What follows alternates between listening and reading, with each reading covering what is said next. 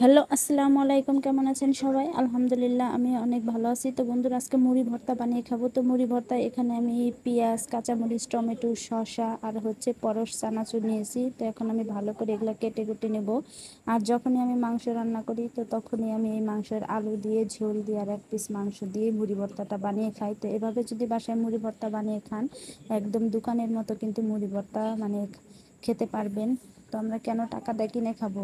তো সপ্তাহে তো আমরা 2-3 বার মাংস এমনি রান্না করি। তো যখন মাংস রান্না করবেন তখন এইভাবে যদি মুড়ি ভর্তাটা বানিয়ে খান, একদম দোকানের কি বলবো, একদম সেই রকমের মজা হয়। তো অবশ্যই বাড়িতে বানিয়ে খেয়ে দেখবেন। আর আমার ভিডিও যদি ভালো লাগে অবশ্যই লাইক কমেন্ট শেয়ার করতে ভুলবেন না। তো পুরো ভিডিওটি দেখেন আমি কিভাবে আজকে মুড়ি ভর্তাটা বানাই।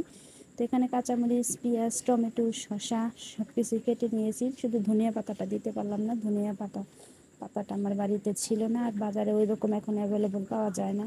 তো এখানে সুন্দর করে সব কিছু কেটে কুটে নিয়েছি। এখন হাত দিয়ে ভালো করে চেটকিয়ে মাখিয়ে নেব। আর সাথে থাকবে সরিষার তেল, একদম আমাদের ক্ষেতের ভাঙানা, মানে গান ভাঙানা তেল।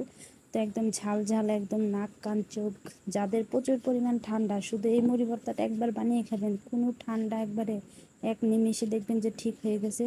শুধু ঝালের পরিমাণটা একটু বেশি দিতে হবে। তো এই যে দেখেন, হাত দিয়ে মাখিয়ে মুড়িটাও আমি একদম দিয়ে দিলাম। তো মুড়ি দিয়ে এখন তারপরে দিয়ে দেবো সরিষার তেল, খাঁটি সরিষার তেল, একদম হাতে আমাদের ক্ষেতের। তো এখন এই যে ঝাল ঝাল সরিষার তেল দিয়ে এখন মুড়িটা মাখিয়ে নেব। তো আজকের ভিডিওটি আপনাদের কাছে কীরকম লাগলো? যদি ভালো লাগে অবশ্যই লাইক কমেন্ট শেয়ার ফলো করতে ভুলবেন না। শুধু মুড়ি মাখাটা দেখেন কত সুন্দর হয়েছে। তো সবাই ভালো থাকবেন, সুস্থ থাকবেন। আল্লাহ হাফেজ।